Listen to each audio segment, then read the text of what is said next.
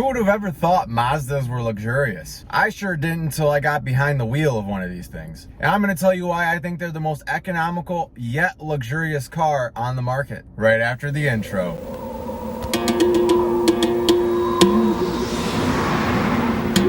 Zoom, zoom. Zoom, zoom, zoom. Zoom, zoom, zoom. Yeah, zoom, zoom, zoom. Taking a look at the steering wheel, you can see it is wrapped in leather, and you can see the black stitching on the inside right here. But I would say this is a lot softer than most leather materials that other car brands like to use. And taking a look at the steering wheel and all the buttons that it has to offer, you got your volume controls here, your track seats here. If you push down, that is your source, and if you push down here, that is your mute. Underneath those buttons, you got your Siri and your phone call answer button, your phone decline button, and your info button. And then moving to the right-hand side of the steering wheel, you have your distance keep button, your cruise control set button, two blank buttons right here, and then your cruise control on or off button. One thing you definitely cannot forget about this car is it has automatic windshield wipers, which is something you typically see on more luxurious car brands. I definitely like it a lot. And then going over to the left stalk is all your light controls right here. You got your brights, all that good stuff. If you zoom in, I'm gonna zoom in for you guys. You got your trip button right here. And then trip button is right there, like I just said. And underneath all of that to the left, you got your radar off button. I don't know if that's the exact name for it. Basically, the car won't beep at you if any car is around you. If you're gonna turn and you turn on your turn signal and there's a car in your blind spot, the car will beep at you. If you click this button, that'll turn it off. Two blank buttons, traction control off, and another blank button. Underneath all of that, you got your trunk release and three more blank buttons. Although I'm not the biggest fan of blank buttons, this car does have some nice window controls here on the left-hand side of all those blanks. You got chrome tips on the end of them, and they do feel nice when you click them. They have a good sound too. I'll get closer. They sound great, actually. You got your mirror controls right here, lock and unlock right here, and then your door release right there. Now moving over to the right-hand side of the steering wheel is all your climate control buttons. Take a good look there. This car does have heated seats for the passenger and driver, but the problem is I think it does have cooled seats if you get the upgraded version.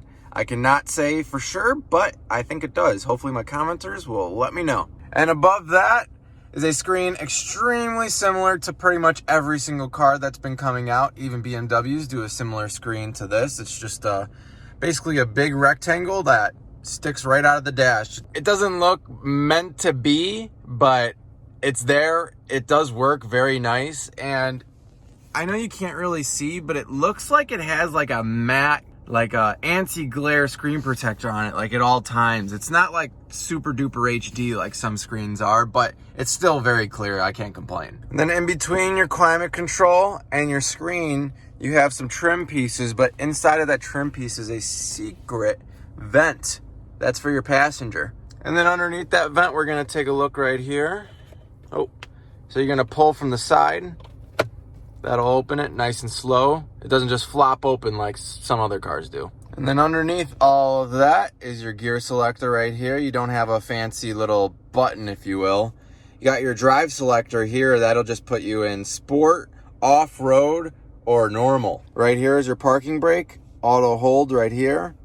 Navigation button here, back button, home button, and music button. This is your knob that will control your screen up here. I'll show you. See how it's moving the screen up there? You just twist it, and that's it. And you just click down if you want to click it. And then you got your volume controls there, and then your favorite button right there. Moving on to the seats, they are very nice. Right here is a leather wrapped seat, but in the middle it's cloth, and it's a weird material. I'm going to show you guys and give you a little sound. It's pretty rough. It's not like super soft. I don't really know how to explain it. Kind of feels like a rough blanket. But just taking a look at them, I think they look very nice. Please excuse my my little mount right there. But the whole car itself is very, very pretty. The trim pieces right here, this is soft, like it's a soft material. As you can see, my finger can just squish into it. It's very, very nice materials, and they got it on here too. That's the same exact material that I just showed you.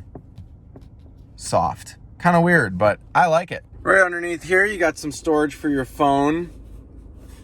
2 cup holders, and then obviously, like I just went over, everything right here. Behind all of that is a very weird center console. You have 2 buttons that are right here. I'll show you right here and right here. So if you want to open just your side, you click that button and just your side will open. But if you want to open the other side, click that button and it usually doesn't flop open like that. Kind of odd, but also kind of cool.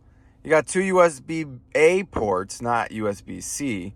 And this does not come with the car. You got felt on the bottom. Everything else is plastic. It's really nothing that nice, but I do like the thought process on how to open and close it. In the door, you have a little bit of storage as well. You got some storage right here and a cup holder. The back seats are also very nice. They're the exact same style as the front, but in the middle, you got that'll just flop down. You got 2 cup holders in there. It's nothing fancy.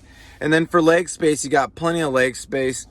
You would really have nothing to worry about at all unless you're Shaquille O'Neal. I don't think anyone's going to have a problem sitting in these back seats. They're pretty spacious, pretty comfy. I sat in them for like a minute because obviously why am I sitting in the back seat when I'm the only one in this car?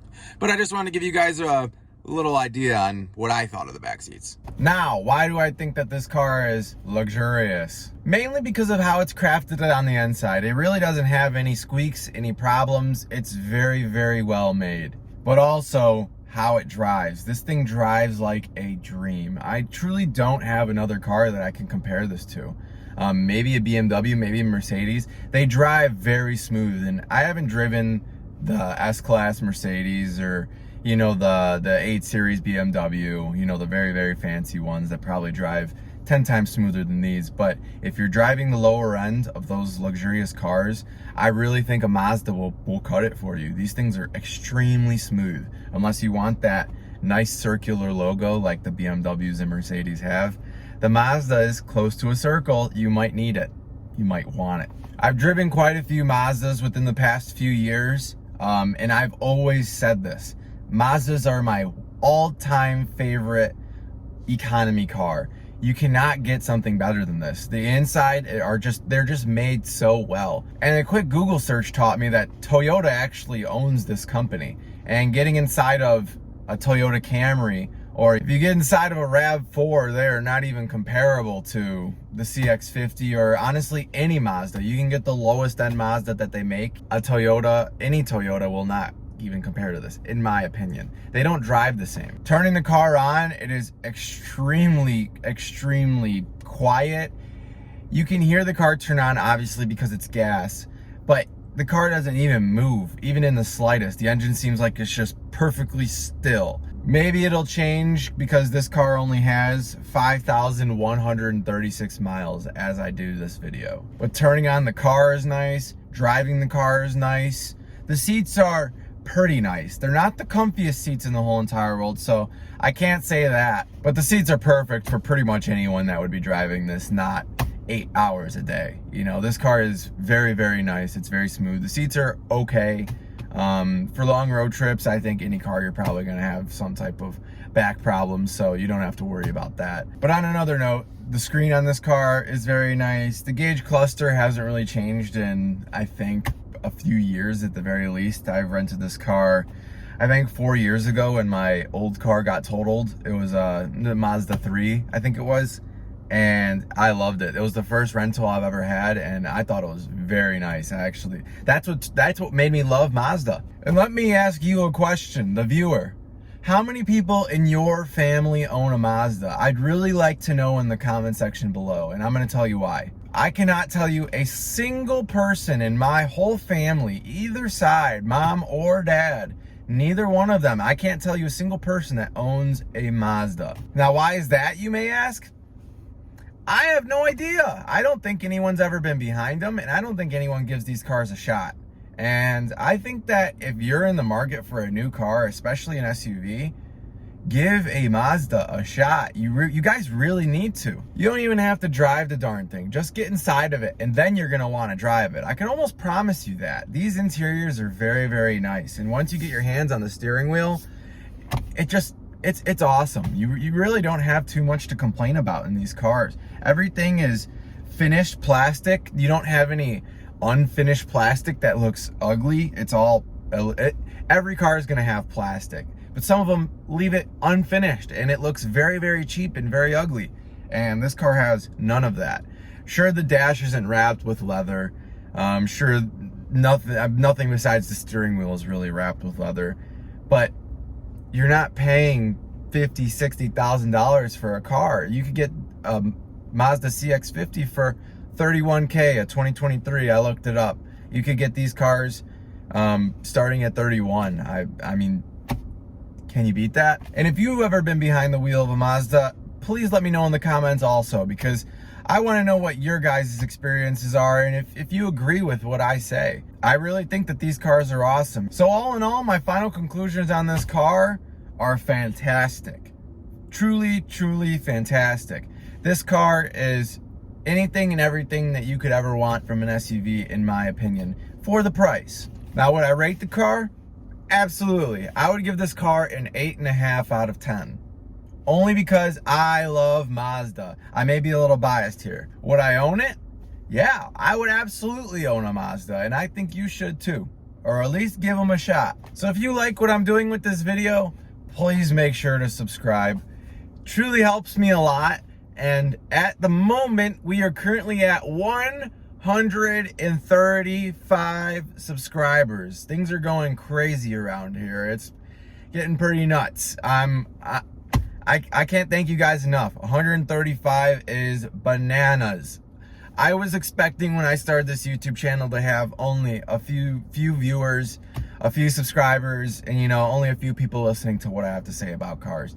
And although I may not be top dog, alpha male, smartest man in the whole world about cars, I still love them. I still love car communities. I still love every single car that's made because they all serve a purpose. They were made for a reason. And I like talking to you guys about the features and everything that they have. So, once again, if you like what I'm doing, please like and subscribe. Watch my other videos. I'll have them linked up at the end right around here. And stay for the end for some hand-selected music by me.